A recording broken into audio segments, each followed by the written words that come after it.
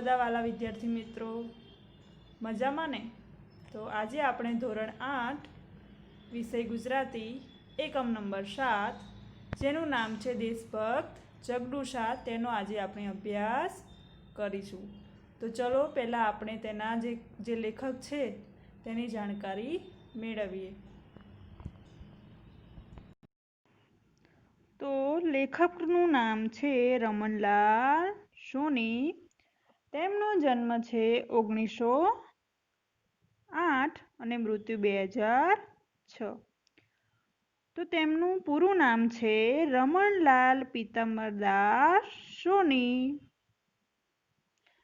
તો સોનીનો જન્મ, જે આ લેખક છે તેમનો જન્મ સાબરકાંઠા જિલ્લાના મોડાસા તાલુકાના કોકાપુર ગામમાં થયો હતો.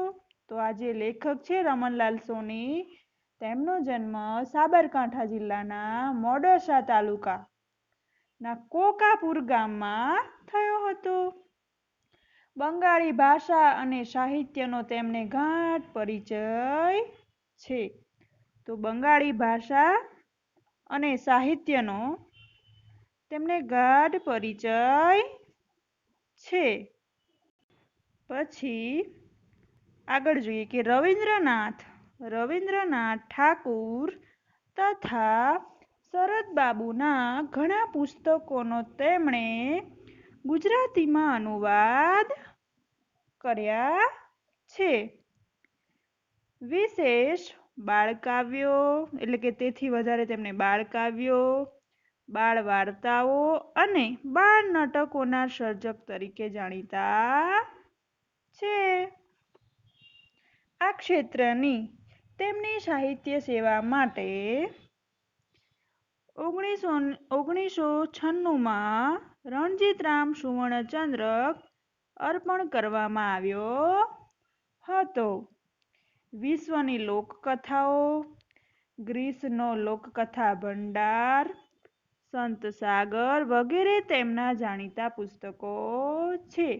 તો એમના જાણીતા પુસ્તકો છે આ બધા, કે વિશ્વની લોકકથા, આ જે છે ને વિશ્વની લોકકથાઓ, ગ્રીસનો લોકકથા ભંડાર અને સંત સાગર વગેરે તેમના જાણીતા પુસ્તકો છે. આખાય રાજ્યની આપત્તિમાં રાજા અને પ્રજા સમજપૂર્વક અને ધીરજપૂર્વક ઉકેલ લાવે તો સમસ્યા હળવી થઈ જાય છે. તો અહીંયા કહેવાય છે, લેખક કહે છે કે આખાય રાજ્યની આપત્તિ એટલે જે મુશ્કેલી છે, તો મુશ્કેલીમાં રાજા અને પ્રજા સમજપૂર્વક અને ધીરજપૂર્વક ઉકેલ લાવે તો સમસ્યા હળવી થઈ જાય છે. તો જે સમસ્યા છે તે ઓછી થઈ જાય છે. દાનવીર ભામાશાની જેમ એક જગડુ શાહ પણ નગરશેઠ તરીકે માનવતાવાદી અભિગમ ધરાવે છે. તો આ જે જગડુ શાહ છે તે દાનવીર ભામાશાની જેમ માનવતાવાદી અભિગમ ધરાવે છે. આપબળે એકઠી કરેલી કમાણી અને સંચિત કરેલા અનાજના કોઠારોને સંકટ સમયે પ્રજા માટે ખુલ્લા મૂકી દેનાર જગડુ શાહના દિલની ઉદારતાનો સરસ પરિચય લેખકે નાટક દ્વારા કરાવ્યો છે.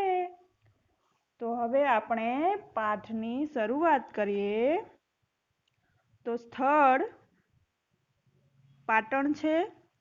તો પાટણના રાજા વિશળદેવનો દરબાર. રાજા વિશળદેવ દરબાર ભરીને બેઠા છે. જે રાજા છે વિશળદેવ, તે પોતાનો દરબાર ભરીને બેઠા છે. પણ સૌના મોં ઉદાસ છે. પણ સૌના મોં ઉદાસ એટલે ગમગીન છે બધા એમ. આખાએ દરબારમાં જાણે નિરાશાની ઘેરી છાયા ફરી વળેલી છે. તો કહેવાય છે, એવું કહેવાયું છે કે આખાએ દરબારમાં જાણે નિરાશાની ઘેરી છાયા ફરી વળેલી છે. રાજાની સામે રાજજોશી ટીપણું પહોળું કરીને બેઠા છે. જે રાજા છે એમની સામે રાજ જોશી છે ટીપણું, ટીપણું એટલે પંચાગ, શું કહેવાય? ટીપણું એટલે પંચાગ પહોળું કરીને બેઠા છે. તે આંગળીના વેઢા પર આંકડા માંડે છે.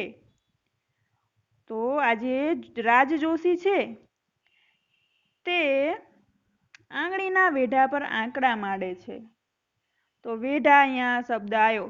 તો વેઢો એટલે આંગળી ઉપરના સાંધાની રેખા અને આંકડા માંડે છે એટલે ગણતરી કરવી. જે આ રાજ જોશી છે તે તેમની આંગળી ઉપરના સાંધાની જે રેખા છે તેથી તે ગણતરી કરે છે.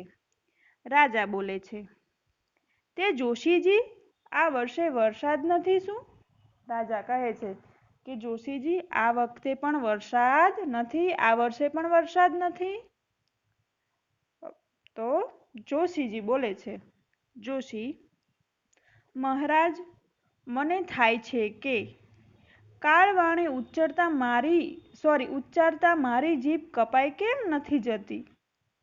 જોશીજી કહે છે કે મહારાજ, મને થાય છે કે કાળવાણી એટલે ભયંકર આફત સૂચવનારી ભવિષ્યવાણી, અશુભ વાણી, એમ કંઈક અશુભ બોલવું એમ. તો અશુભ બોલતા મારી જીભ કેમ કપાઈ નથી જતી એમ કે છે.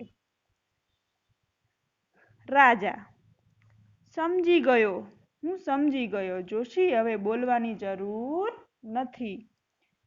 તો જે રાજા છે તે કહે છે કે સમજી ગયો, હું સમજી ગયો જોશી, હવે તમારે બોલવાની જરૂર નથી.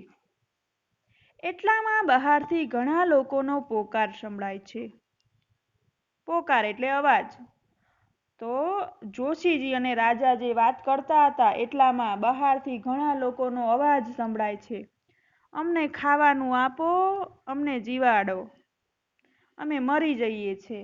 તો બહારથી કેવો પોકાર સંભળાય છે કે અમને ખાવાનું આપો, અમને જીવાડો, અમે મરી જઈએ છીએ. રાજા બોલે છે, મારી રાંકડી રૈયત ભૂખે મરે છે. રાંકડી એટલે ગરીબડી અને રૈયત એટલે પ્રજા. તો રાજા કહે છે કે મારી ગરીબડી પ્રજા છે તે ભૂખે મરે છે. હવે તો એક આશા જગડુશાની રહી છે. રાજા કહે છે કે હવે તો એક આશા છે એ જગડુશાની રહી છે. પ્રધાનજી એમને તેડી લાવવા કચ્છ ગયા છે. રાજા કહે છે કે જે પ્રધાનજી છે એમને તેડી લાવવા એટલે તેમને લેવા માટે કચ્છ ગયા છે. આજકાલમાં આવી જવા જોઈએ. જે જગડુશા છે તે આજકાલમાં આવી જવા જોઈએ એવું રાજા કહે છે. દરવાન એટલે ચોકીદાર. તો દરવાજા ઉપર ઊભો રહી ચોકી કરનાર એને ચોકીદાર કહેવાય. તો જે દરવાન છે તે પ્રવેશી રાજાને પ્રણામ કરી, મહારાજ, કચ્છના શાહ સોદાગર શેઠ જગડુશા પધાર્યા છે. પ્રધાનજી પણ સાથે છે. તો શબ્દ આવ્યો શાહ સોદાગર. તો મોટો પ્રતિષ્ઠિત વેપારી. તો જે આ ચોકીદાર છે, જે દરવાન છે એ આવે છે અને રાજાને પ્રણામ કરે છે ને કહે છે કે મહારાજ, કચ્છના મોટા પ્રતિષ્ઠિત જે વેપારી છે શેઠ જગડુશા તે પધાર્યા છે અને તેમની જોડે પ્રધાનજી પણ સાથે છે. રાજા કહે છે, એકદમ ઉત્સાહ એટલે આનંદમાં આવીને એકદમ એમને અંદર લઈ આવ, કે એમને એકદમ અંદર લઈ આવ. દરવાન નમ્રતાથી, મહારાજ, દરવાન એટલે મેં કીધું ને કે ચોકીદાર. તો તે કહે છે નમ્રતાથી કે મહારાજ, પ્રધાનજીએ કહેવડાવ્યું છે કે શેઠ જગડુશા શાહ સોદાગર છે તેમનો સત્કાર કરવા આપ પોતે. તો જે ચોકીદાર છે, જે દરવાન છે એ કહે છે કે મહારાજ, જે પ્રધાનજી છે એમને એવું કહેવડાવ્યું છે કે શેઠ જગડુશા છે તે શાહ સોદાગર છે એટલે મોટા પ્રતિષ્ઠિત વેપારી છે, એટલે તેમનો સત્કાર એટલે સ્વાગત કરવા માટે રાજા પોતે આવે. રાજા સમજો એમના સત્કાર માટે મારે જ સામા જવું જોઈએ. રાજા કહે છે સમજો એમના સત્કાર એટલે એમના સ્વાગત માટે મારે જ સામા જવું જોઈએ. પ્રધાનજી વાત સાચી છે, કહે છે કે પ્રધાનજી છે તેમની વાત સાચી છે. રાજા ગાદી પરથી ઊભો થઈ જાય છે. જે રાજા છે તે ગાદી પરથી ઊભો થઈ જાય છે. આખી કચેરી ઊભી થઈ જાય છે. રાજા ઊભા થાય છે એટલે બધા જે બેઠા હોય છે એ પણ ઊભા થઈ જાય છે. પછી રાજા જગદુશાને સત્કાર કરવા પ્રવેશ દ્વાર ભણી જાય છે. અને પછી જે રાજા છે તે શેઠ જગદુશા છે તેમનું સ્વાગત કરવા પ્રવેશ દ્વાર ભણી એટલે તરફ જાય છે. રાજા જગદુશાનું સ્વાગત કરવા માટે જે રાજા છે તે પ્રવેશ દ્વાર તરફ જાય છે. સામેથી પ્રધાન જગદુશાને લઈને આવે છે. તો રાજા જાય છે સત્કાર કરવા માટે, તો સામેથી પ્રધાન જે છે તે જગદુશાને લઈને આવે છે. જગદુશાને જોઈ રાજા ઝડપથી પગલાં ભરી એની સામે જાય છે. જે રાજા છે તે જગદુશાને જોઈ રાજા ઝડપથી પગલાં ભરીને જગદુશાની સામે જાય છે.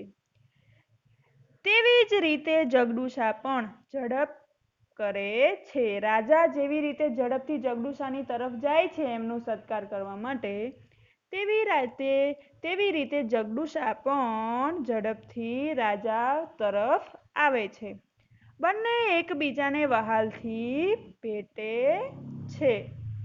તો રાજા અને જગદુશા છે એ બંને એકબીજાને વહાલથી ભેટે છે.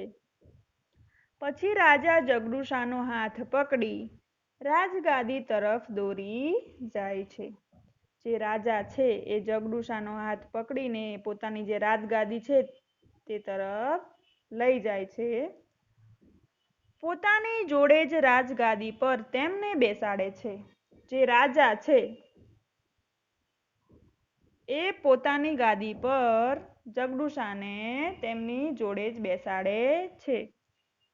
બંનેના બેઠા પછી પ્રધાન અને દરબારીઓ પોતપોતાના આસન પર બેસે છે. એટલે રાજા અને જે જગદુશા છે તે બેસે છે. પછી જ પ્રધાન અને જે દરબારીઓ હોય એ પોતપોતાના આસન એટલે પોતાનું જે સ્થાન છે, જે જગ્યા છે તેના પર બેસે છે.